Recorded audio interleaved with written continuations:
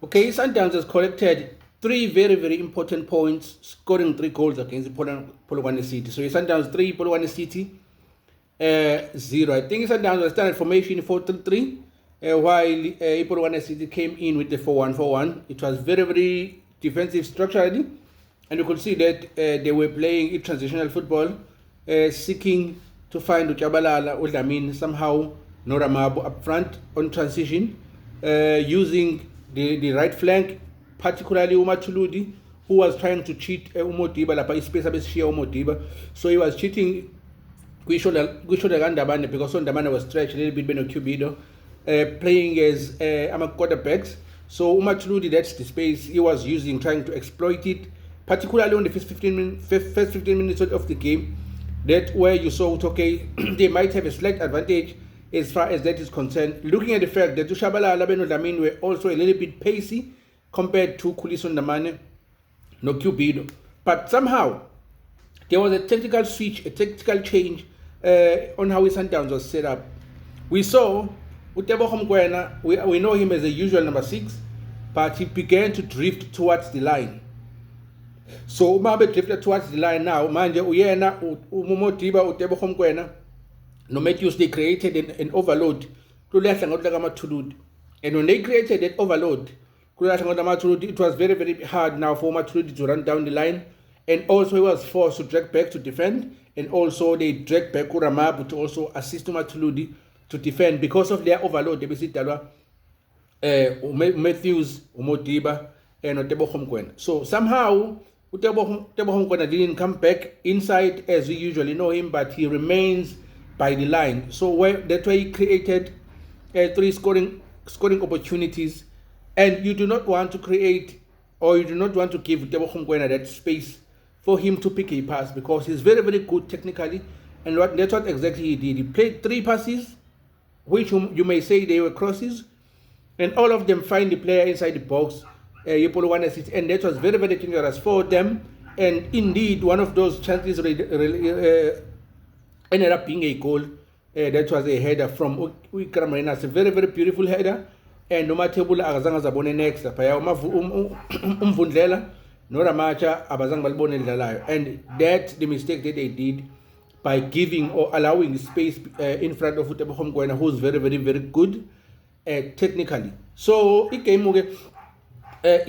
first half he played Sundowns leader with 1-0. But in terms of the game, how he can be progressing, you could see that Polokwane somehow have a chance to come back into this game, because Ukambala and Mapangula, they were putting a decent fight in the middle of the park, making sure that they try by all means not to give Sundowns the control of that midfield. So Ipelli on the middle was very, very tight, and also how Polokwane managed to actually close some spaces in front of midfielder Sundowns. I think that was excellent. But when Sundowns stretched them out wide, I think problems at Alelabo, because that's how they got in the first goal. Having Utebo Homkwena hacking the line on the other end, overloading Matuludi, preventing him from cheating behind Umodiba.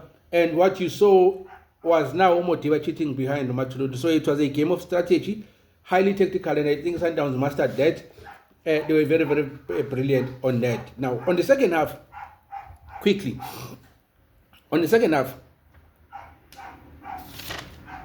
when the game started, on the second half, the Sundowns continued to overload the side, Yagamachuluti on the left, making sure that Matuluti doesn't advance going forward. But somehow, Polokwane City was attacking, and then Madli Bola, and then Lady Bola Lely ended up Lifia Umshishi, who played a defender splitting pass, and what told Matthews skinned Uramacha alive. He skinned him alive and then placed it, and then that was the second goal for the Sundowns, which from that moment I was like, oh, they are not coming back, because Sundowns have scored 2 goals and they haven't scored the goal. They are not coming back, because on the other hand, Polokwane did have some chances, some half chances, but I think decision making on the final third from their side, I think that's what let them down to actually fail to convert those chances. So if I decision making on the final third, I think that was what was letting them down when attacking. But when the Sundowns scored the second goal, I knew that they are not coming back. There's no way that they are coming back. Fortunately, they got a penalty. While I was just contemplating on the fact that they are not coming back, they got a penalty, and their captain step up and then miss it. Captain step up and miss it. Unfortunately, he slid before he took his shot, and then he missed it on that way. So that was another glorious opportunity that they've had, which they should have actually capitalized on it, and actually that opportunity would have brought them back into the game. And it's not the only opportunity they get. There's a pass, Bitalon Damane was trying to play iron, and it was a failed pass. And then by the Polokwane City, one-on-one with Williams, and they put it away from goal. So Polokwane City has a number of chances. Some of the clear-cut chances and some half chances. But I think the lack of composure on the final third is what costed them not to actually gotten a goal from this match. But looking at the chances that they created, or the chances that they've gotten, they've had a chance to actually come back on this game and actually grab a point from it. Unfortunately, you do not do that against Mamelodi Sundowns. So they make some substitutions, and then the combination, Yama substitutions of Brian Leon and also Nano Santos. Nano Santos drove a ball from the middle of the park, and then he passed to Brian Leon, who and then laid back for Nano Santos, who just passed it to the back of the net. Slotted to the back of the net, and by Koneni, Eba celebrate Masandawan. So I think Mikel Cardoso got everything right from the get-go. He lined up here, I think it was proper. You could see intention from the very, very beginning, having Ikram Reynolds as a striker, and also Zwane as a number 10, and also Matthews out wide, who give them a width and also his speed up front. You knew from the get-go, you knew, okay, they are playing with an intention. Then they have Jaden Adams that are playing as a number 6, and Iron and Mkwena, they were playing as a number 8. So it was very, very well balanced setup. And from the first minute, they showed their intention that they are here to win the game. So congratulations to Amasandawana. 3 games to go. They are leading the log table with 4 points ahead of Orlando Pirates. The only way Sundowns is not going to win this league tightly is if they drop 2 points. What they need to do is to not drop 2 points. The greatest thing that they did is the fact that they scored 3 goals.